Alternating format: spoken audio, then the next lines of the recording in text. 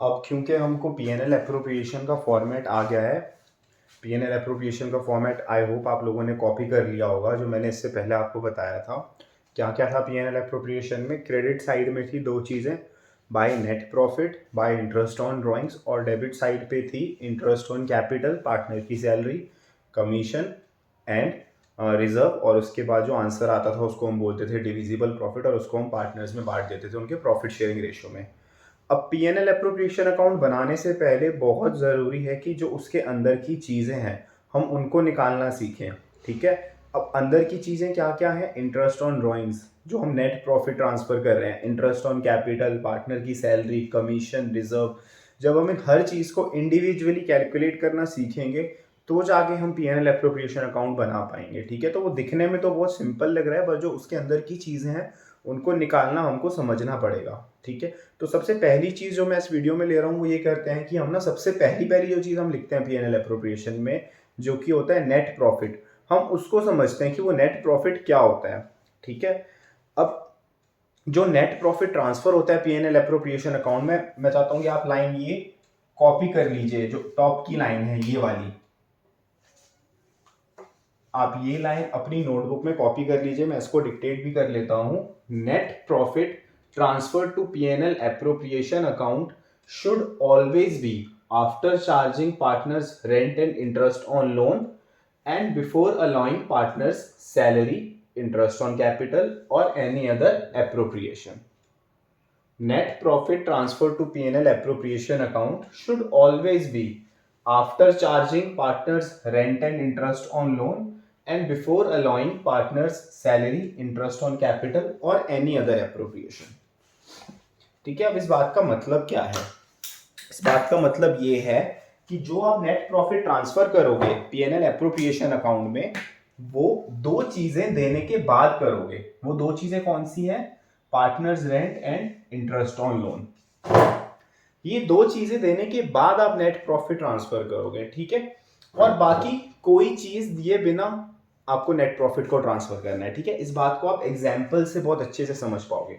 Let us suppose कि ये point है, net profit during the year was 1 lakh before partner salary of 20,000 and rent of 10,000। Net profit हमारा इस साल का था 1 लाख, पार्टनर की सैलरी देने से पहले और रेंट देने से पहले।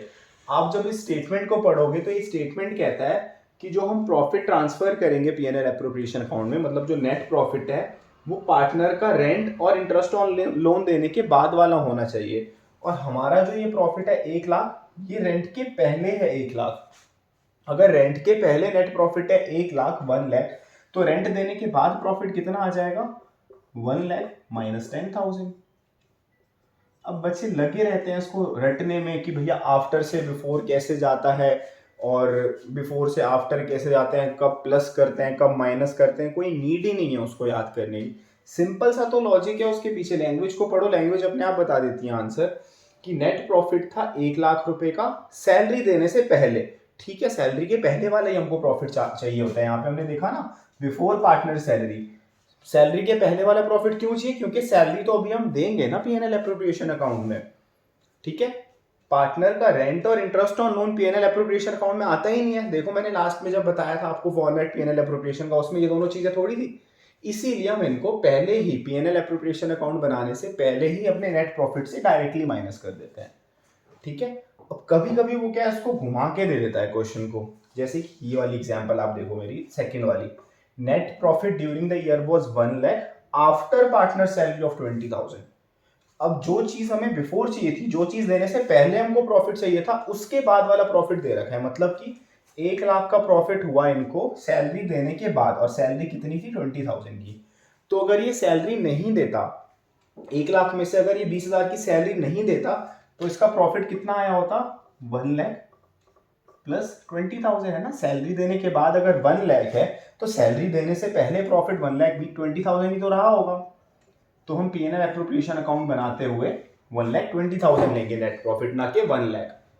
तो इन चीजों को आपको बहुत ध्यान से पढ़ना होता है क्वेश्चन करने से पहले, ठीक है। आपको हर बार क्वेश्चन के नीचे दे रखा होगा कि net profit during the year was 1 lakh, और ये लैंग्वेज कुछ लिखी होगी, आफ्टर सैलरी तो हम सैलरी को प्लस कर देंगे, क्योंकि हमको प्रॉफिट चाहिए होता है बिफोर सैलरी, बिफोर सैलरी, ठीक है। और after rent and interest on loan, उनके बाद, तो इसीलिए हम रेंट और इंटरेस्ट ऑन लोन को नेट प्रॉफिट से माइनस करते हैं। अब अगर थर्ड पॉइंट है, आप इसको अटेंटिव होके देखना और ट्राई करना कि मेरे आंसर देने से पहले आप वीडियो को पॉज करके आप खुद आंसर देना और फिर चेक करना कि हम दोनों का आंसर मैच कर रहा है या नहीं कर रहा है। Third point, net profit during the year was 1 lakh after partners rent of 10,000 and before partner salary of 20,000। Net profit था 1 लाख रेंट देने के बाद, आफ्टर मतलब रेंट देने के बाद और सैलरी देने से पहले, और इसका आंसर है 1 लाख ही, क्योंकि नेट प्रॉफिट बिल्कुल करेक्ट है। ये रेंट देने के बाद वाला है और सैलरी देने के पहले वाला है, और हमको चाहिए ही यही होता है। Profit transfer to PNL appropriation account should always be after charging partners rent and interest on loan and before allowing partner's salary, interest on capital or any other appropriation.